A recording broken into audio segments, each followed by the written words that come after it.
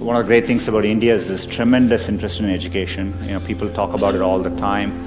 Most parents aspire for this for their children. And so I think it's a great foundation we have as a country. In my experience growing up here, I think there's a lot of emphasis on, spending time on the books and, learning things academically. I think education needs to evolve and change just like with everything else. I think, working in the real world, I would say, it is important to be well-rounded. It's important to, try different things, take some risks. I would encourage people to, follow their passions a little bit more. All the great things about the Indian educational system, I think there's a lot of pressure to follow set lanes throughout your career. You're in high school, you're thinking about college. I get surprised people start preparing for IIT in their 8th grades, and that's a bit shocking to me.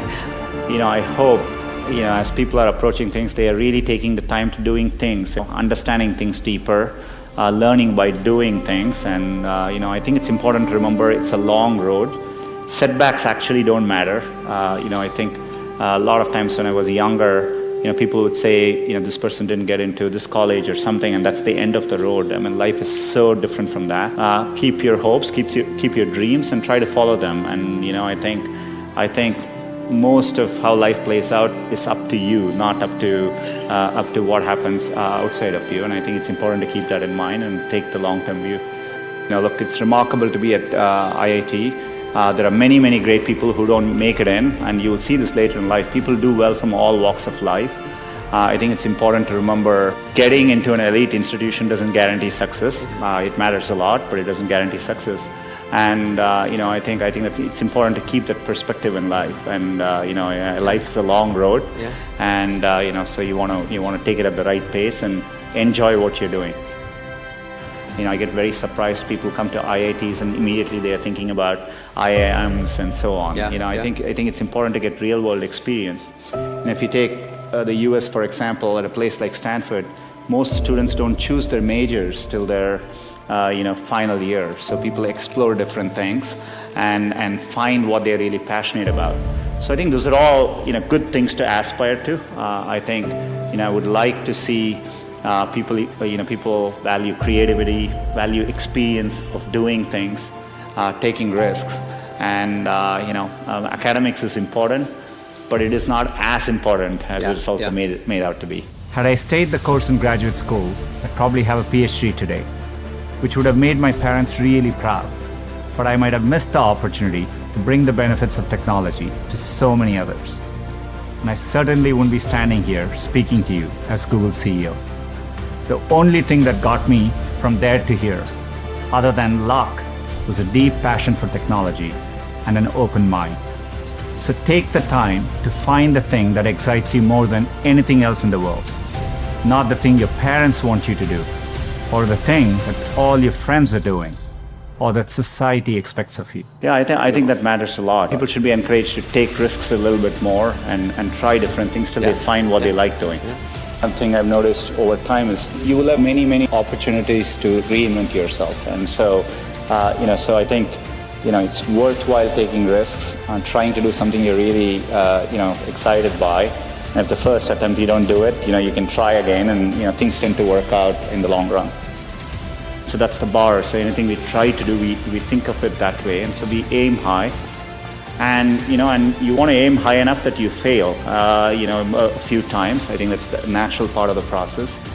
In fact, Larry used to say, if you work on really difficult things, you're better off because you have no competition. Others aren't working on that difficult a problem. And even if you fail, you end up doing something great in the process. And so I think that's the philosophy which has guided us all through these years. In Silicon Valley, part of the reason so many people start up a company is, starting up a company and even having failed, you can wear it like a badge of honor, right? And I think that's important.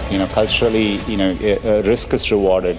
So it's a culture of optimism. It's a culture of risk-taking, and I think that's really important. So this is such an important issue for our company, but also for our country and for a community of entrepreneurs around the world.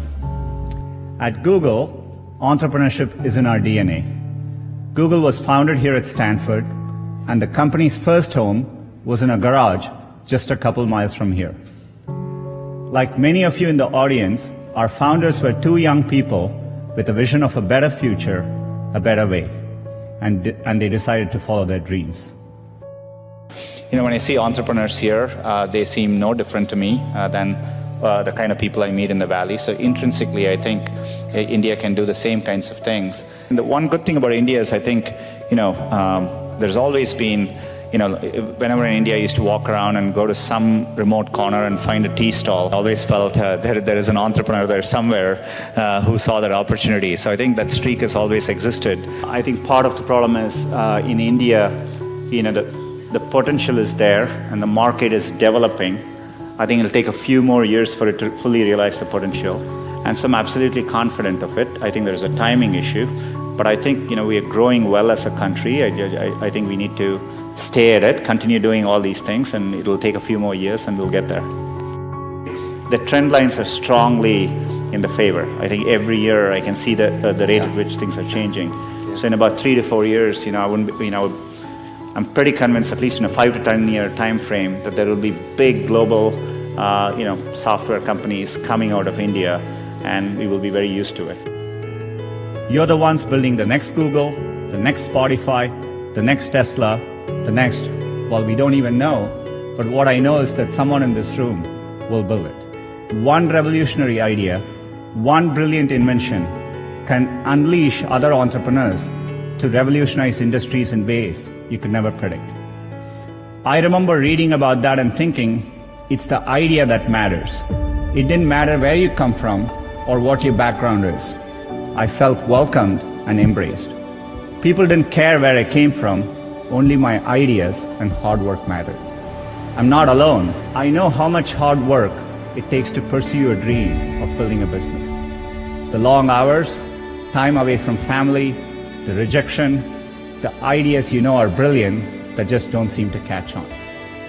There is a great quote from Thomas Edison that does the best job of defining what it's like to be an entrepreneur. I have not failed, I have just found 10,000 ways that don't work. I see hubs growing all over the world: Germany, Brazil, UK, Israel, China.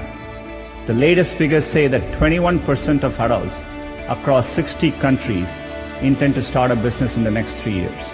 I'm absolutely convinced that India will be a global player in the digital economy, and it will be competitive with any country in the world.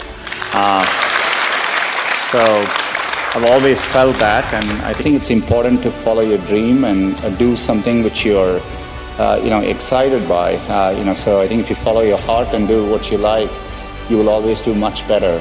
And so I don't think it matters if you're an engineer or you're in science, or it could be in any field. There are many different ways you can approach things, and what matters most is loving what you're doing and trying to do well at it. So we're all looking to you. The world is counting on you, and we can't wait to see what you build next. Thank you.